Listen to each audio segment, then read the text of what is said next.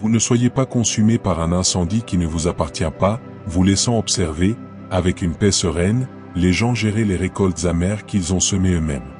Cette vidéo est un message de délivrance pour vous qui avez servi de tampon, de sauveur, et de victime consentante pour des gens qui doivent maintenant faire face à la réalité sans votre aide extérieure, car votre mission d'intercession excessive et de sacrifice personnel est terminée. Le Père a vu votre lassitude et il appelle les choses par leur nom, vous invitant à comprendre que laisser les autres assumer leurs responsabilités n'est pas un manque d'amour, mais l'acte le plus spirituel que vous puissiez poser pour respecter le libre arbitre qu'il accorde à chaque être humain. Préparez-vous à entrer dans un repos divin où vous n'avez plus à porter le monde, car la grâce est suffisante pour vous comme pour eux. Abonnez-vous à la chaîne pour plus de révélations divines, appuyez sur le bouton like si cette vidéo vous touche, et laissez vos vœux en commentaire pour partager avec la communauté. Il est essentiel de comprendre que la véritable charité spirituelle ne se confond jamais avec la compulsion de sauver quelqu'un qui ne veut pas être sauvé. Et pendant longtemps l'Église ou l'entourage a pu te faire croire que tu devais tendre l'autre joue jusqu'à l'épuisement total. Mais la parole de Dieu est aussi une parole de sagesse et de discernement qui te protège de la destruction. Lorsque tu sacrifies ta paix, tes finances, ta santé mentale ou ton temps pour quelqu'un qui persévère dans le mal sans aucun remords, tu ne fais pas l'œuvre de Dieu, tu désobéis en réalité au principe de la sainteté personnelle car Dieu ne te demande pas de devenir une victime pour que quelqu'un d'autre puisse rester un bourreau inconscient. La frontière est souvent mince entre l'aide biblique et le sacrifice toxique, mais ce temps de révélation t'ouvre les yeux sur la nécessité de poser des limites sacrées autour de ta vie, des limites que même la famille ou les amis les plus proches ne peuvent franchir sans en subir les conséquences divines.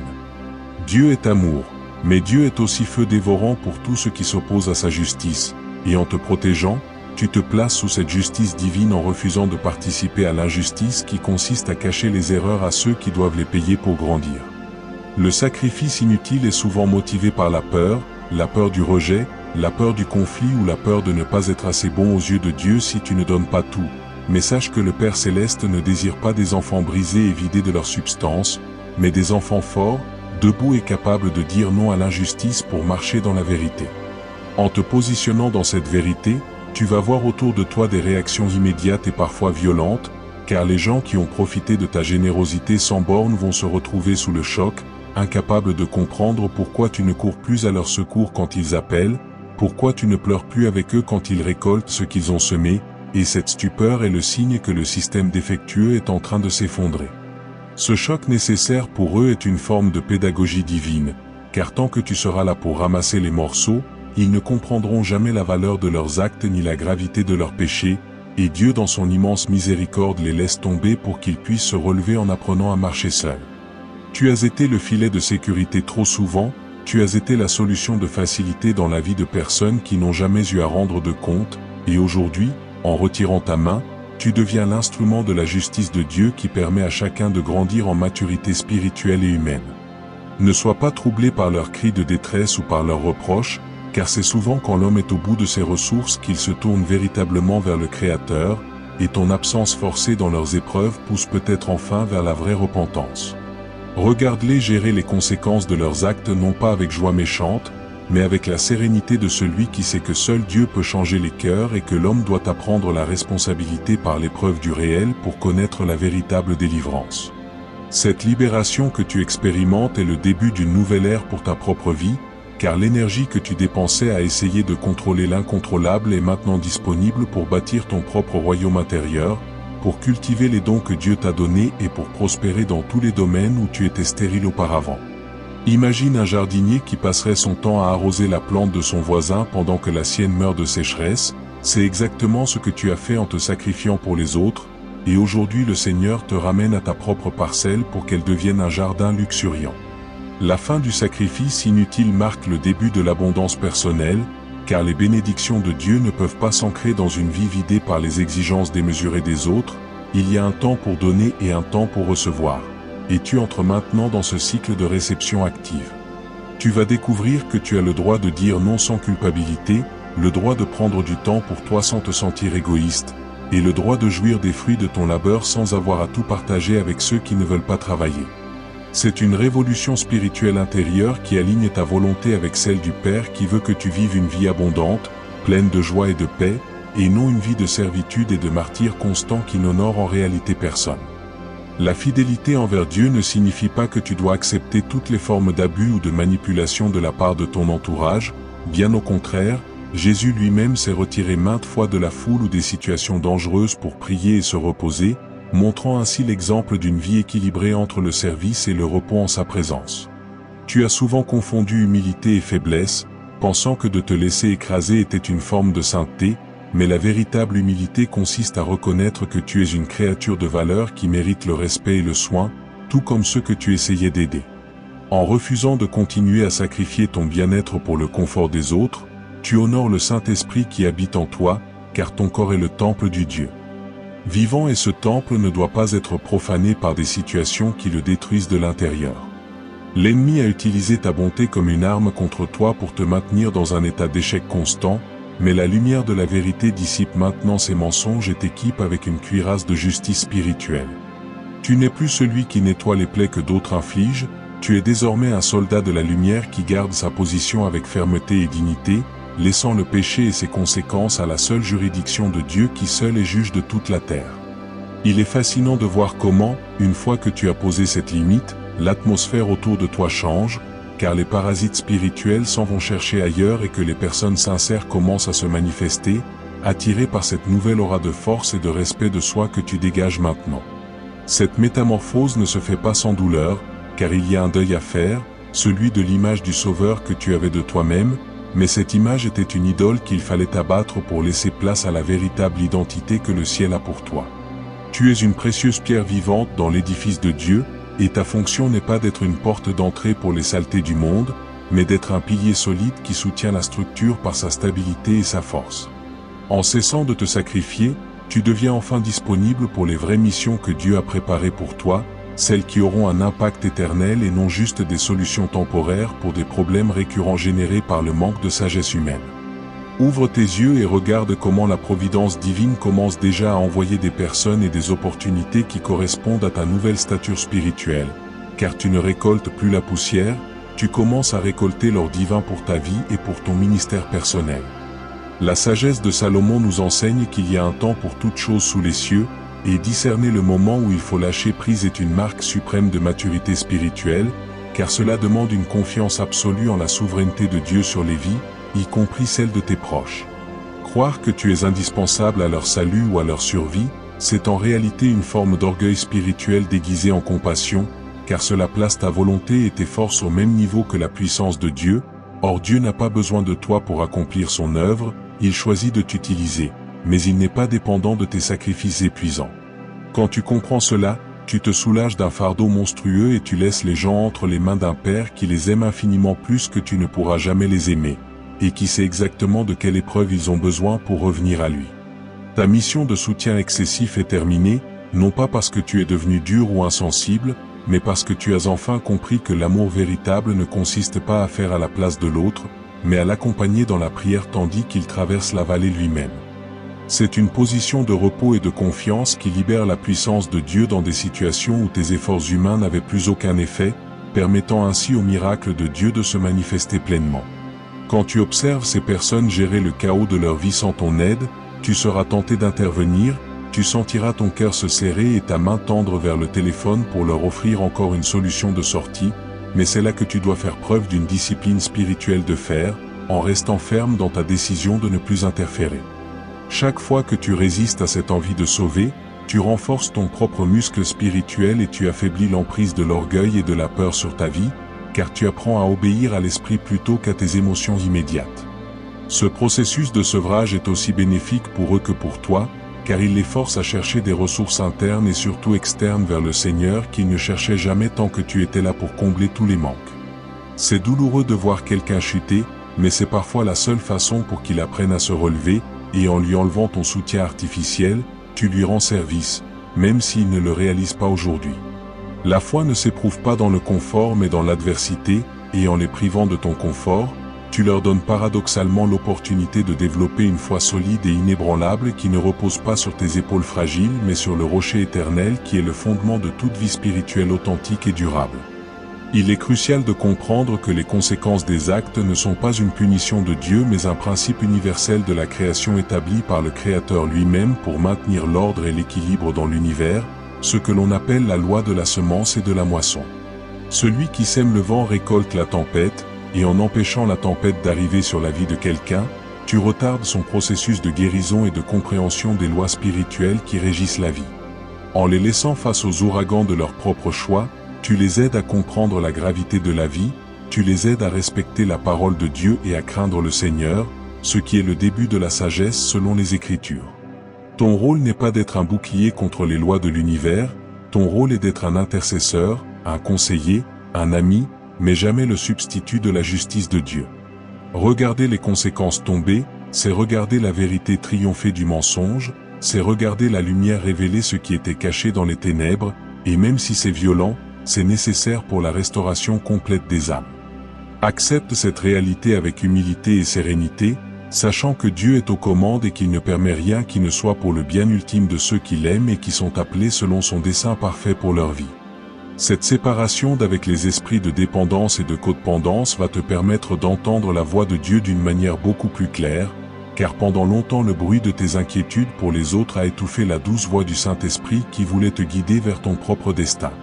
Imagine que tu essaies d'écouter une radio alors que 3 autres radios jouent de la musique en même temps, c'était ton état spirituel, mélangeant tes directives célestes avec les soucis du monde entier. Mais,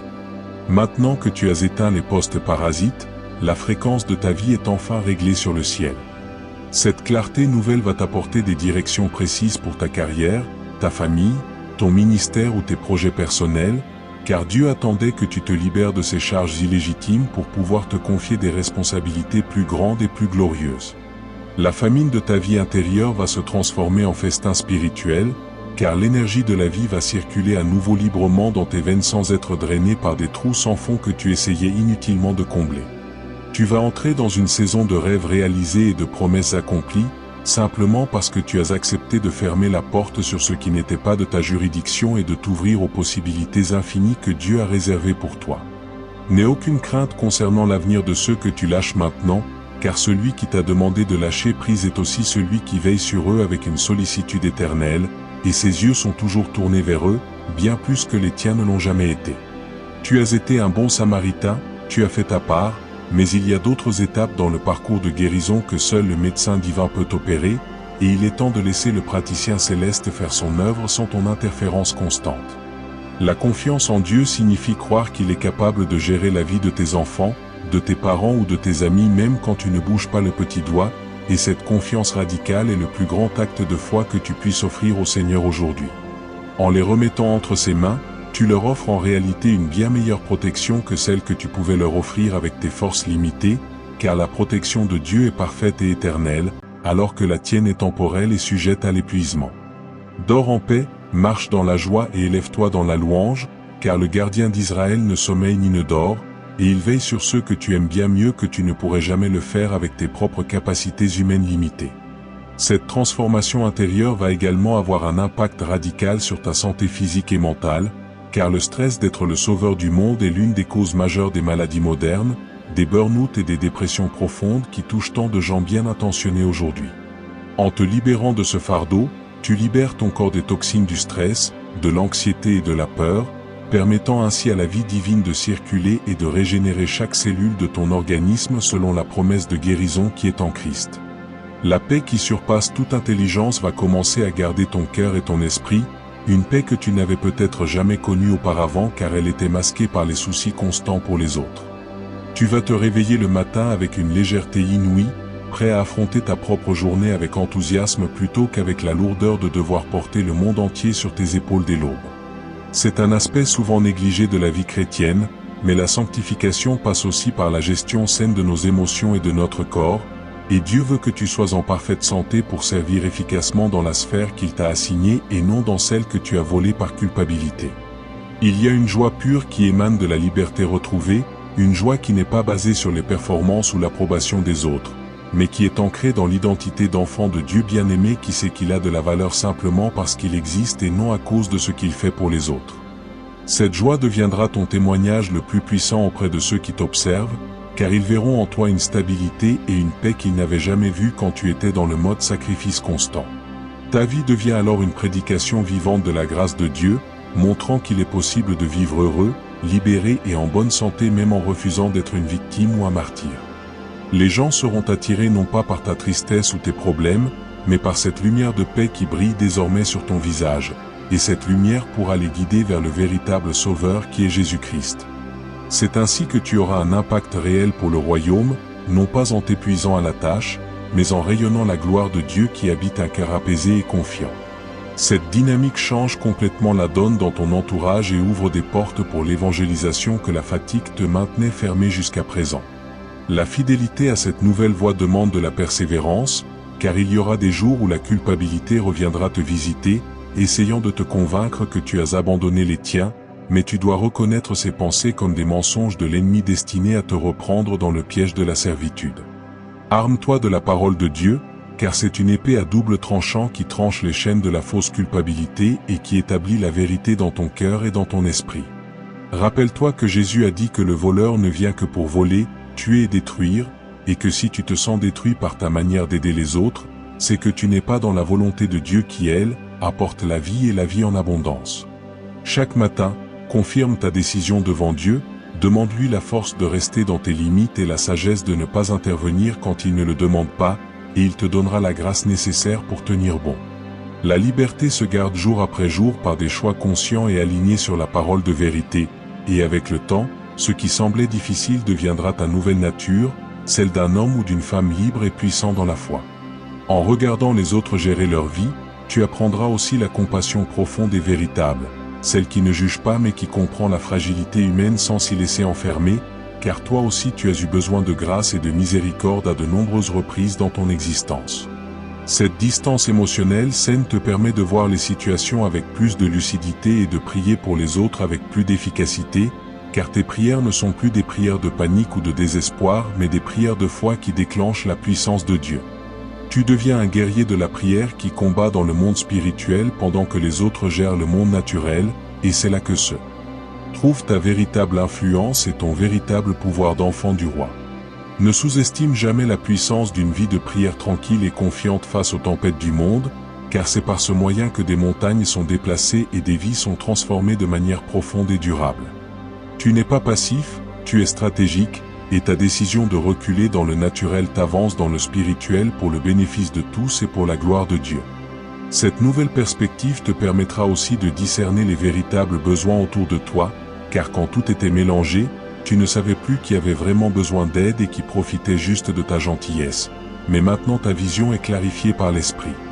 Tu pourras alors distribuer tes ressources avec sagesse, en bénissant ceux qui sont vraiment dans le besoin et qui sont prêts à se relever, tout en refusant de nourrir ceux qui choisissent de rester dans la boue par paresse ou par choix délibéré de désobéir. La gestion de tes ressources devient alors un acte de stewardship biblique, où tu es comptable devant Dieu de ce que tu fais de ton temps, de ton argent et de ton énergie, et tu rendras des comptes pour avoir gaspillé ces ressources dans des sacrifices inutiles si tu ne changes pas maintenant. Sois un bon intendant des dons de Dieu, investis-les là où ils portent du fruit pour le royaume, et ne les jette plus devant des pourceaux qui ne les apprécient pas et qui se retourneraient contre toi si tu cessais de leur donner. La sagesse de Dieu est profitable pour diriger, et elle te montrera le chemin précis de l'amour ferme et lucide. La fin du sacrifice inutile est aussi le début de relations authentiques dans ta vie, car les gens qui t'entouraient uniquement pour ce que tu pouvais faire pour eux vont s'éloigner, laissant la place à des amis sincères qui t'aiment pour qui tu es et non pour ce que tu donnes. Ce tri divin est une bénédiction inouïe, car il te permet de te concentrer sur des relations réciproques, saines et équilibrées, où le don et la réception circulent dans les deux sens sans écraser personne.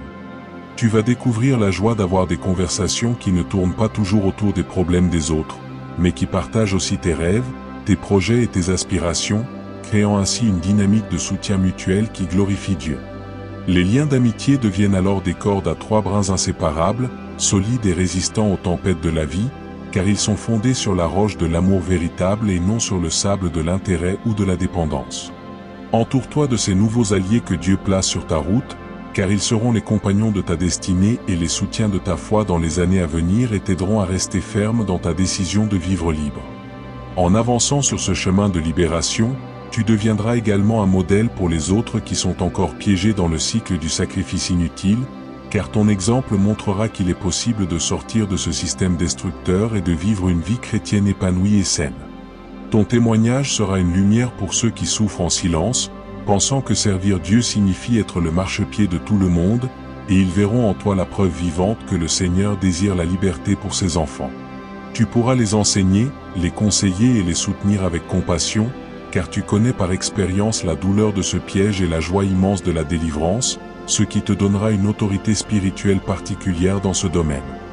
Ne garde pas cette révélation pour toi, mais partage-la avec ceux qui sont prêts à l'entendre, car il y a beaucoup de serviteurs de Dieu qui sont au bord du burn-out spirituel et qui ont besoin d'entendre ce message de liberté aujourd'hui.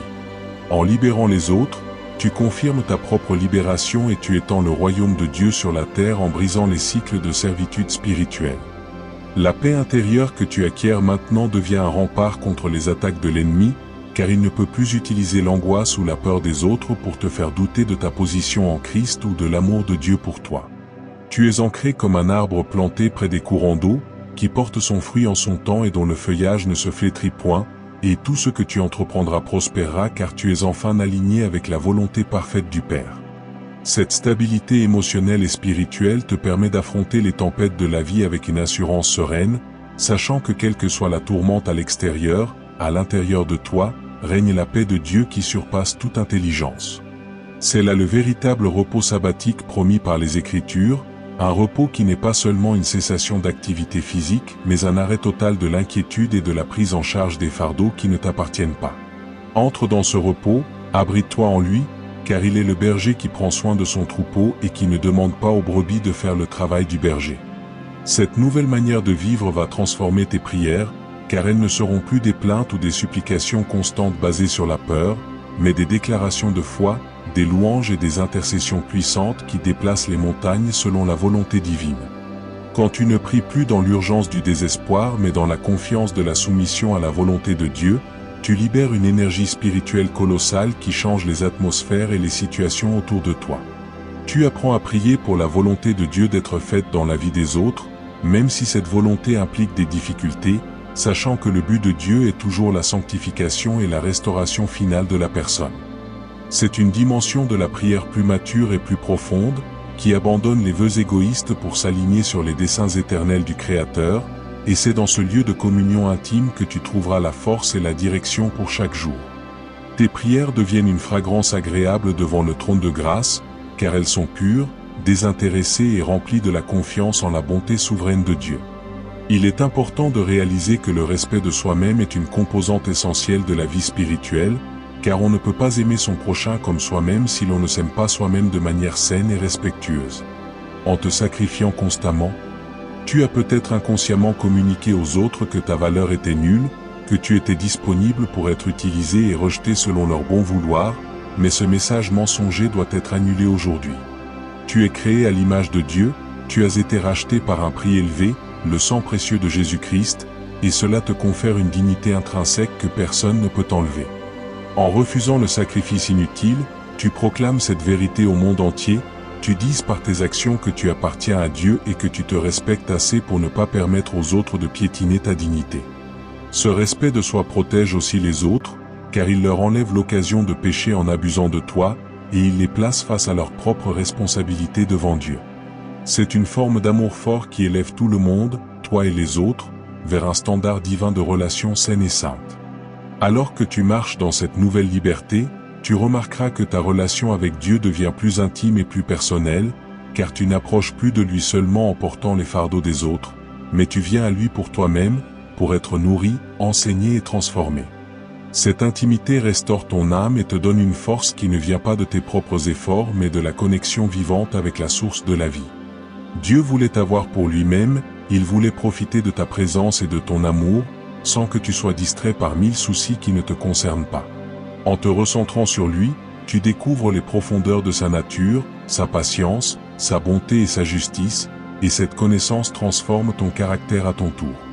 Tu deviens semblable au Christ non pas en te sacrifiant pour des causes perdues, mais en obéissant avec précision à ce que le Père te demande de faire, avec un cœur léger et joyeux. C'est la véritable sainteté, celle qui coule de l'intérieur vers l'extérieur, et non celle qui est imposée par la pression extérieure ou les obligations humaines qui n'ont jamais été sa volonté pour ta vie. Enfin, comprends que la fin du sacrifice inutile est une célébration de la grâce de Dieu, car elle reconnaît que Jésus a tout accompli à la croix et que tu n'as pas à ajouter tes souffrances inutiles à son œuvre parfaite.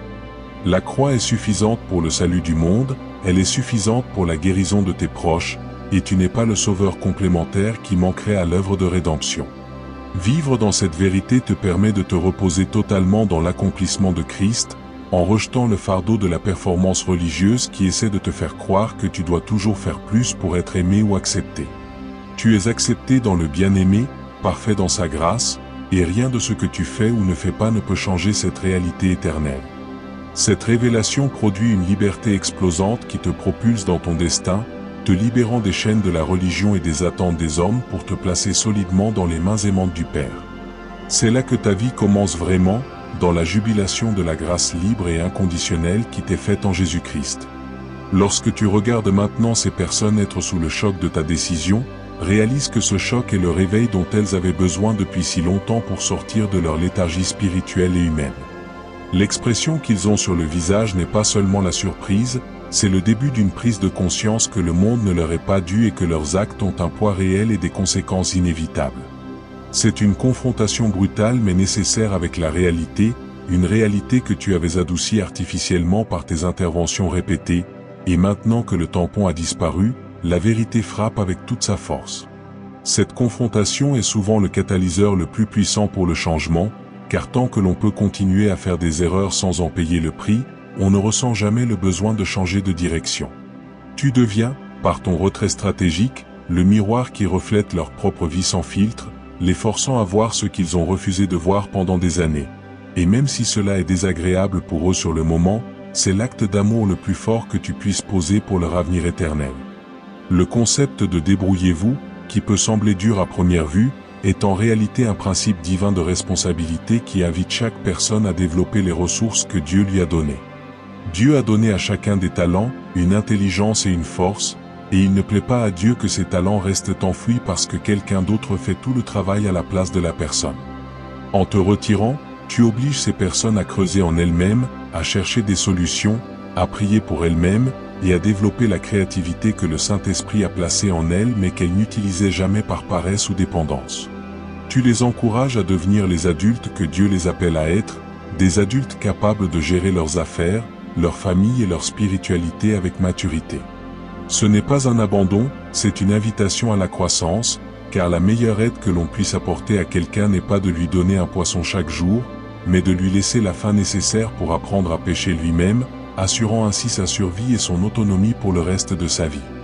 Il est temps de démanteler l'idole du complexe du sauveur qui a peut-être pris racine dans ton cœur, cette fausse idée que ta valeur dépend de ta capacité à sauver tout le monde, comme si tu étais le messie du quartier ou de la famille.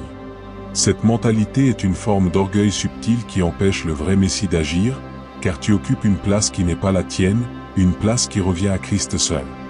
En reconnaissant que tu n'es pas le sauveur, tu libères la voie pour que Jésus soit véritablement le Seigneur de ces situations et de ces vies, et son pouvoir est infiniment supérieur au tien. Il peut toucher un cœur en une seconde là où tu as essayé pendant des années sans succès, et il peut transformer une vie totalement sans que tu aies à lever le petit doigt. Humilie-toi donc en acceptant ta limitation humaine, car c'est dans ta faiblesse que la puissance de Dieu se perfectionne, et en laissant la place au Seigneur, tu permets des miracles que tu n'aurais jamais pu imaginer ni orchestrer par tes propres efforts épuisants et souvent infructueux. Ton onction, cette huile précieuse qui a été versée sur ta vie par Dieu, est trop précieuse pour être gaspillée à essuyer les pieds de ceux qui ne veulent pas marcher dans la bonne direction.